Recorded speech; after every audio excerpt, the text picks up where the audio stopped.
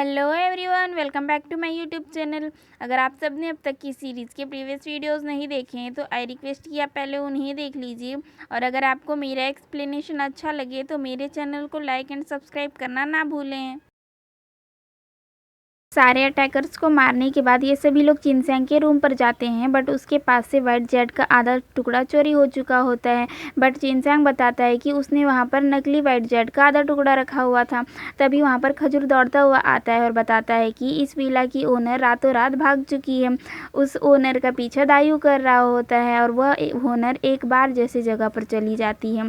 फिर ये सभी लोग भी वहाँ पर पहुँच जाते हैं। चिनसैंग बोलता है कि वो और ये चेंग अंदर जाएंगे और हुआरांग और तांगचूड़े बाहर रहकर उनका वेट करे। बट तांगचूड़े बोलती है कि वह भी उनके साथ जाएगी, बट हुआरांग बोल देती है कि वो दोनों बाहर रहकर उसका वेट करेंगे। फिर चिनसैंग और ये चेन अंदर चले जाते हैं और दायू और खजूर बोलने लगते हैं कि हुआरांग एक बार में ही कैसे मान गई, ये हमारी सिस्टर इन लॉ नहीं हो सकती। फिर वो दोनों से ढूंढने लगते हैं, बट ये दोनों तो वहाँ से भागे थे और दीवार कूदकर अंदर चले गए थे। फिर ये दोनों दो लड़कियों को मारते हैं और उनके ड्रेस को पहन लेते हैं और जाकर स्टेज में बैठ जाते हैं। चिनसैंग और इचेन उन्हें पहचान लेते हैं। चिनसैंग हुआरांग को बाहर आने के लिए बोलता है, बट हुआरांग मना कर देती है। तो चिनसैंग बार की ओनर को गोल्ड देते हुए बोलता है कि उसे बीच में बैठी हुई दो लड़कियां चाहिए उसे एंटरटेन करने के लिए। बट बार की ओनर उसे बताती है कि वो दो लड़कियां तो किसी वीआईपी गेस्ट को एंटरटेन करने के लिए जाने वाली हैं, इसलिए वो इनके पास नहीं आ सकती। फिर वो बार की ओनर उन दोनों को एक रूम पर लेकर जाती है। वहाँ पर वो दोनों उस गेस्ट से पूछते हैं कि उसे कौन सा सॉन्ग सुनना है। वह बोलता है कि उसे एक बहुत अच्छा सॉन्ग सुनना है। जब वह पीछे पलटता है तो वह तो जिनफू होता है। फिर जिनफू उनसे बोलता है कि वो सब एक दूसरे को बहुत अच्छे से जानते हैं, इसलिए उन्हें वेल पहनने की कोई ज़रूरत नहीं है। और जिनफू के सैनिक उनके गर्दन पर तलवार रख देते हैं। इधर एक सर्वेंट चिनसैंग और ईचैंग के पास आता है और बोलता है कि वो दो गर्ल्स उन्हें बुला रही हैं, और फिर वह उन्हें भी उसी रूम पर लेकर जाता है जहाँ पर जिनफू चिनसैंग से बोलता है कि यह वाइट जेड का टुकड़ा तो नकली है, असली टुकड़ा कहाँ पर है। वह बोलता है कि अगर वह वाइट जेड का असली टुकड़ा नहीं देगा तो वह हुआरांग और तांगचूड़े को मार देगा। फिर वह बोलता है कि उन दोनों को इस बारे में बैठकर आराम से बात करना चाहिए। बट तांगचूड़े वहाँ पर बोलती है कि जिनपू चाहता था कि वह उसे एक अच्छा सा सॉन्ग सुनाए, तो उन दोनों को बातें करने से पहले एक अच्छा सा सॉन्ग सुन लेना चाहिए। तो जिनपू बोलता है कि ठीक है सुनाओ।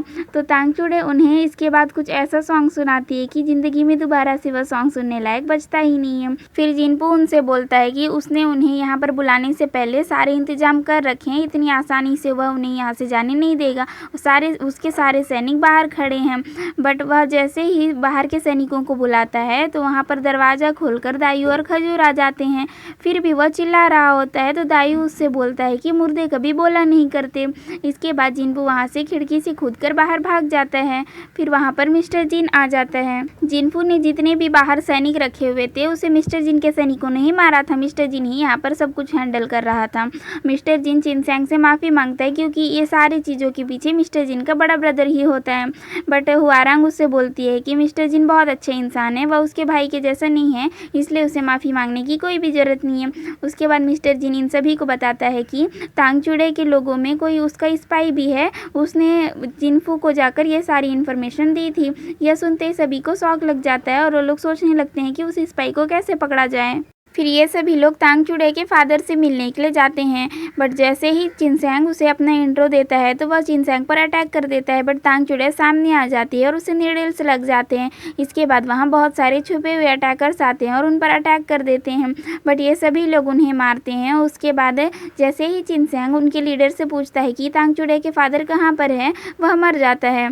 आगे तांगचूड़े इंजर्ड होती है, इसलिए मिस्टर जिन और हुआरांग उसके लिए मेडिसिन लेने जाते हैं और बाकी सारे लोग तांगचूड़े के फादर के बारे में पता करने के लिए जाते हैं। फिर चिनसैंग तांगचूड़े की बॉडी से उन नीडल्स को बाहर निकालता है और फिर वह तांगचूड़े को थैंक यू बोलता है कि उसने उसकी जान बचाई।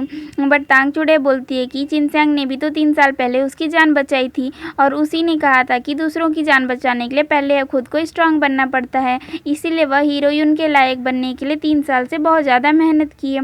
तभी वहाँ पर हुआरांग भी बाहर आ जाती है और उनकी बातें सुनने लगती है। फिर तांगचूड़े चिनसैंग से बोलती है कि वह जानती है कि चिनसैंग सिर्फ हुआरांग को ही लाइक करता है और हुआरांग की जगह चिनसैंग के मन में कोई भी नहीं ले सकता, बट फिर भी वह चिनसैंग पर गिव अप नहीं करेगी। बट चिनसैंग तांगचूड़े से बोलता है कि वह इस लाइफ में सिर्फ हुआरांग का ही है, वह हुआरांग के अलावा किसी और को कभी लाइक नहीं करेगा। फिर जब चिनसैंग बाहर आता है तो वहाँ पर हुआरांग खड़ी होती है और वह उसे मेडिसिन दे देती है। फिर चिनसैंग अंदर जाकर उसके लिए मेडिसिन बनाने लगता है। इधर हुआरांग बहुत ज़्यादा सैड हो रही होती है, वह बोल रही होती है कि तांगचूड़े बहुत ज़्यादा टैलेंटेड है और उसके मार्शल आर्ट्स भी बहुत अच्छे हैं। चिनसैंग और तांगचूड़े दोनों ही एक दूसरे को बहुत अच्छे से समझते हैं, इसलिए हुआरांग चिनसैंग को डिजर्व नहीं करती है, चिनसैंग को तांगचूड़े ही डिजर्व करती है। बट यहाँ पर मिस्टर जिन उसे थोड़ा समझाने की कोशिश करता है। उसके बाद वह अंदर जाकर चिनसैंग को बताता है कि हुआरांग अभी बहुत ज़्यादा सैड है, उसे चिनसैंग की ज़रूरत है। फिर चिनसैंग हुआरांग के पास जाता है और उससे पूछता है कि क्या हुआ, बट हुआरांग उससे बोल देती है कि तांगचूड़े और चिनसैंग दोनों ही अच्छे लगते हैं, उन दोनों को ही साथ में रहना चाहिए, हुआरांग को उनके साथ नहीं रहना चाहिए। बट चिनसैंग उसे समझाता है कि वह जब भी हुआरांग के साथ रहता है वह खुद को कंप्लीट फील करता है और जब हुआरांग उसके पास नहीं होती है वह खुद को अनकम्प्लीट फील करता है। हुआरांग ही उसके लिए सब कुछ है। तांगचूड़े भले जितनी ही भी टैलेंटेड हो, वह चिनसैंग के लिए कोई मैटर नहीं करती है। तो हुआरांग खुश हो जाती है। आगे जब ये लोग मैंगडे विला वापस आते हैं तो इनके पास एरो के थ्रू एक लेटर आता है जिसमें लिखा होता है कि अगर ये लोग तांगफेंग मतलब तांगचूड़े के फादर को जिंदा देखना चाहते हैं तो चिनसैंग के पास जो वाइट जेड का आधा टुकड़ा है वह उन्हें दे दें। फिर ये सभी लोग बैठकर बातें करने लगते हैं कि तांगचूड़े के फादर के बदले इन्हें वाइट जेड का असली टुकड़ा देना चाहिए या नकली टुकड़ा देना चाहिए। फिर ये सभी लोग डिसाइड करते हैं कि ये लोग तांगचूड़े के फादर की लाइफ के साथ कोई भी रिस्क नहीं ले सकते, इसलिए ये लोग असली टुकड़ा ही देंगे। बट हुआरांग यहाँ पर एग्री नहीं होती है, वह बोलती है कि वह वाइट जेड का टुकड़ा चिनसैंग के फादर की बहुत ही इंपॉर्टेंट चीज़ था, वो लोग उसे ऐसे ही नहीं खो सकते। फिर इसी बात पर चिनसैंग और हुआरांग का बहस हो जाता है और हुआरांग वहाँ से चली जाती है। फिर हुआरांग चिनसैंग के रूम में जाती है और वहाँ से वाइट जेड के टुकड़े को चुरा लेती है और वहाँ से भागने लगती है और यह पर्सन उसे देख रहा होता है, इसलिए वह जब जंगल से भाग रही होती है उसके सामने जाता है और उसे बंदी बना लेता है। फिर वह उसे इस जगह पर लेकर आता है, यह एक कैंप जैसा जगह है और वह तभी वहाँ पर चिनसैंग आ जाता है और उस पर्सन को मारकर हुआरांग को बचा लेता है। हुआरांग ने जो कुछ भी किया था वह उनके एक प्लान का एक हिस्सा था, वो लोग स्पाई के थ्रू उनके कैंप का पता लगाना चाहते थे।